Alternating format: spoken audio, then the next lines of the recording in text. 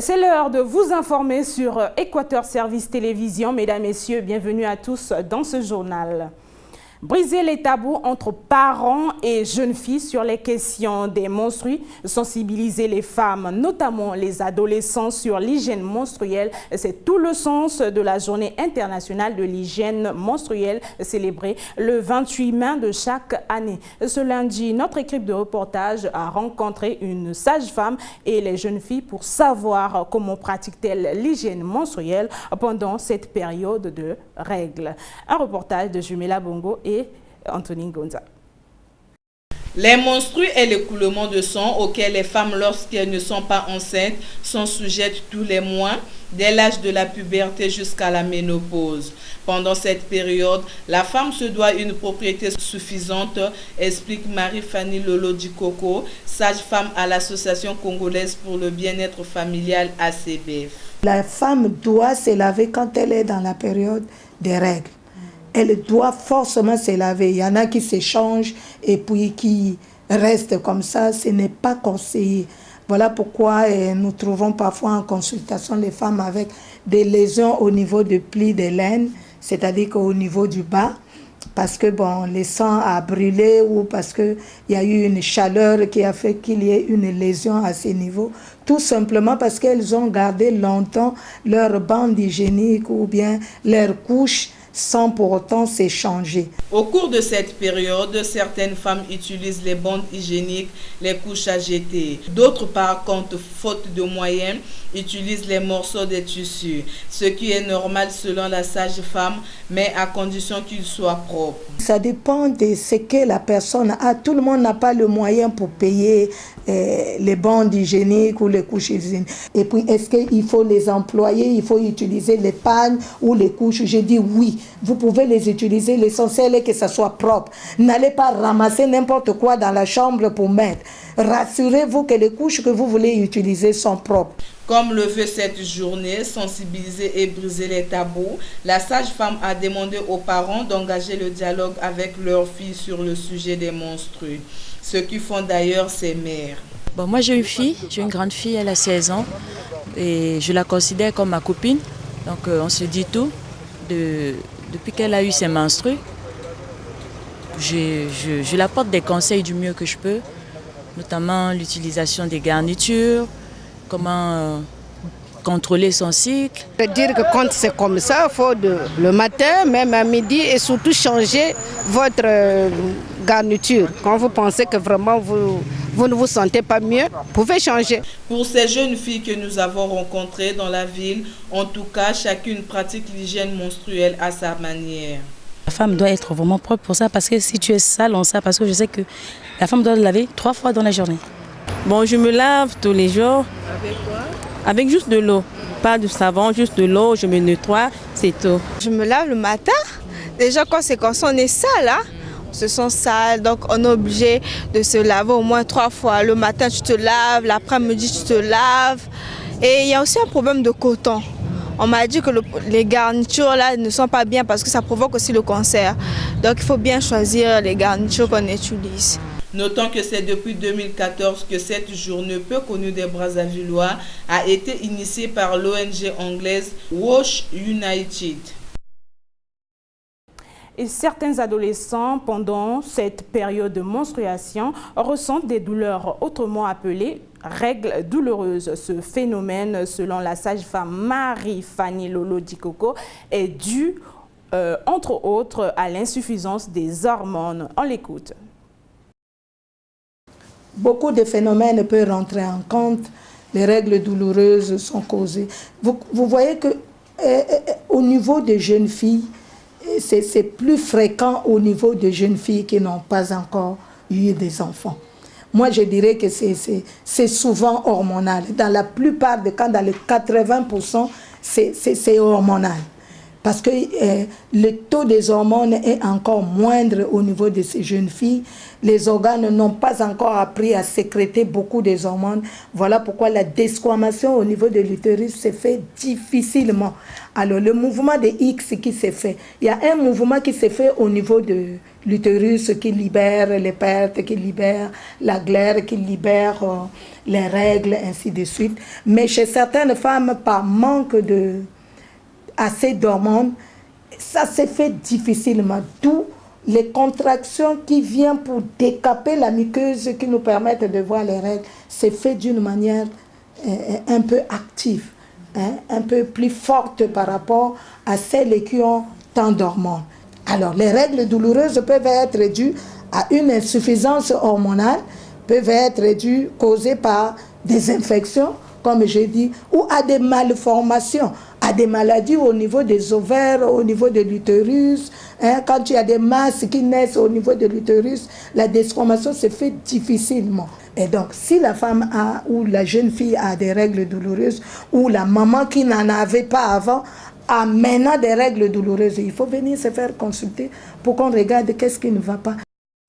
Le contrôle technique des véhicules se poursuit dans la capitale congolaise. Dans les deux sites choisis, l'un à Bakongo et l'autre à Mongali, ce sont des véhicules qui attendent chacun son tour. Une opération pas facile pour les contrôleurs et un manque à gagner pour les transporteurs qui sont contraints de passer toute une journée ou presque. Un reportage de Ulrich Adobi et Eric Kabamba. Sur les sites de contrôle, ce sont de longues queues formées par des véhicules. L'attente semble interminable et les chauffeurs s'impatientent. Pour faire le contrôle technique, là, ça prend beaucoup de temps.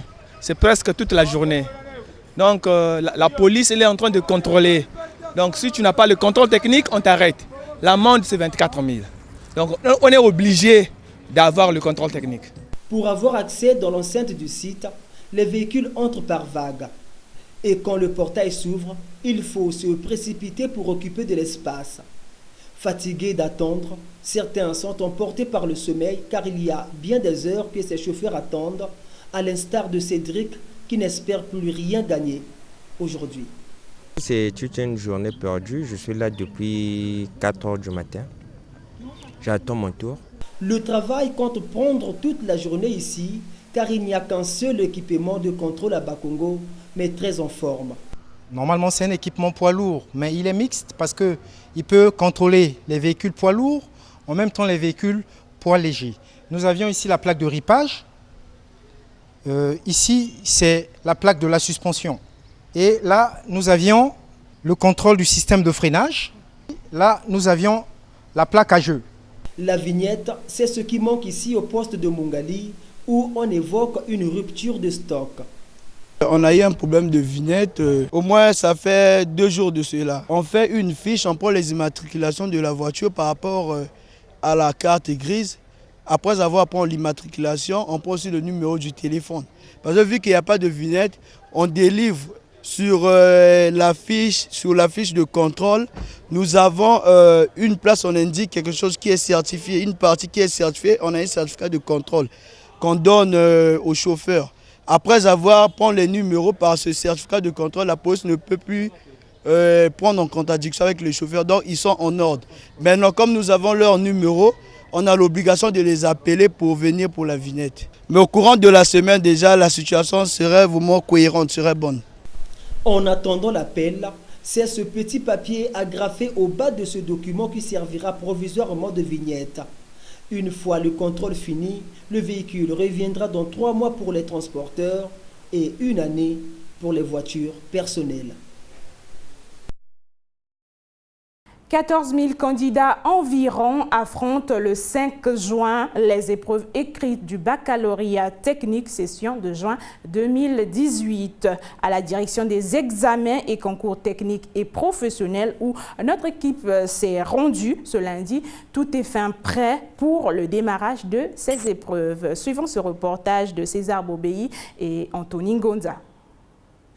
Plus qu'une semaine, les épreuves du baccalauréat technique session de juin 2018 seront lancées sur toute l'étendue du territoire national.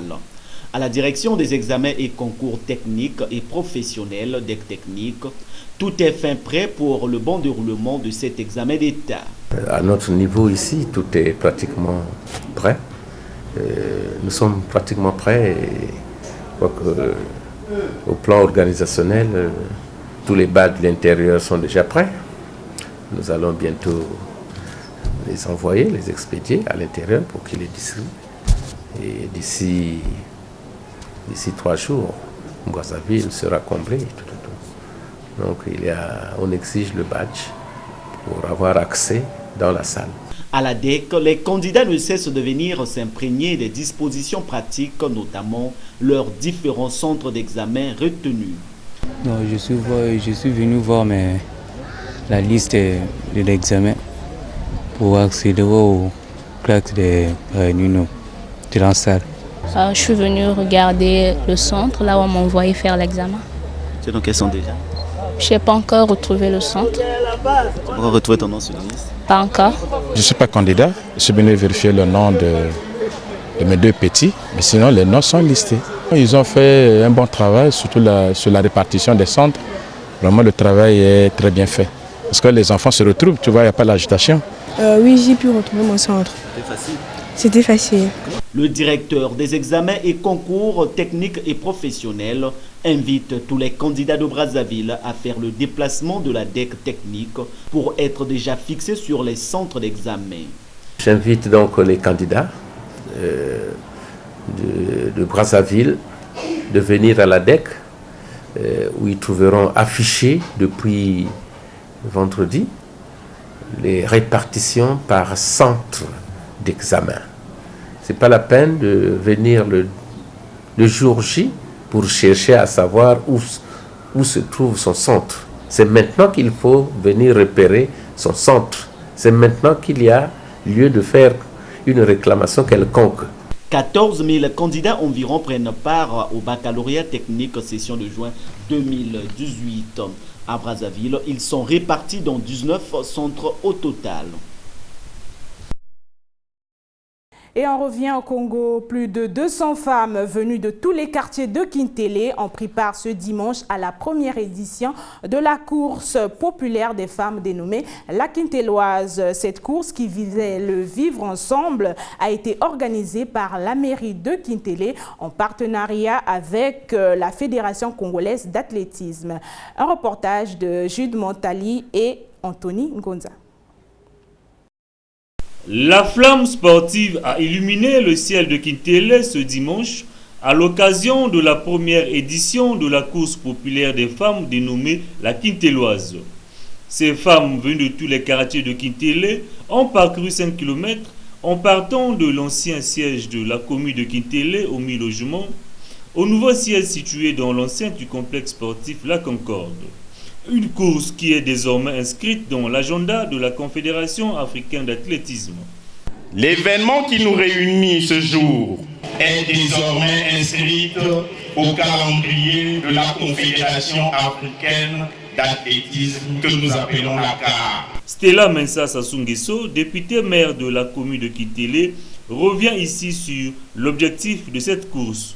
La Kintéloise, première édition 2018, outre le prix à gagner, a pour but de mobiliser ces dernières par le sport afin de contribuer au changement des mentalités, de certaines mauvaises pratiques sociales et pour promouvoir l'esprit de fraternité, le vivre ensemble, la lutte contre les antivaleurs et certaines maladies. À l'issue de cette course, j'ai la joie. Ça me fait du bien parce qu'il y a longtemps que j'ai fait ça. Depuis que j'avais accouché, ma fille qui a maintenant 8 ans. Donc vraiment, là je félicite vraiment mon Dieu parce que j'ai eu le courage et aussi la force. Maintenant tous les matins, si je vais au boulot, je fais les entraînements. Pas aujourd'hui. J'ai essayé, j'ai gagné. Je remercie maman, je suis contente. Je remercie maman Stella Messa et ce qu'elle a organisé. Ces femmes ont été reparties en 3 catégories en raison des tranches d'âge. 16 ans à 25 ans, 26 ans à 37 ans, 38 ans à 60 ans. Les 20 premières de chaque catégorie ont été primées par la députée maire de Kintele, Stella Mensa Sassou-Nguesso. Coupe du Congo de football, édition 2018. Le coup d'envoi du tour préliminaire a été donné ce vendredi dans la capitale. Les départements ont emboîté le pas ce week-end. Le lundi, 3 matchs se sont joués à Massamba-Déba. Fidel Stalgar Djaomba nous donne quelques résultats. On le suit. Jusqu'avant les quarts de finale de ces matchs se jouent en élimination directe. Une fois battu, adieu la Coupe du Congo et en cas d'égalité à la fin des 90 minutes, on procède au tir au but. C'est le cas qui se produit ce lundi en premier match disputé à Massamba-Déba entre la formation de Elbo en vert et FC Igné en blanc, toutes deux du district d'Igné.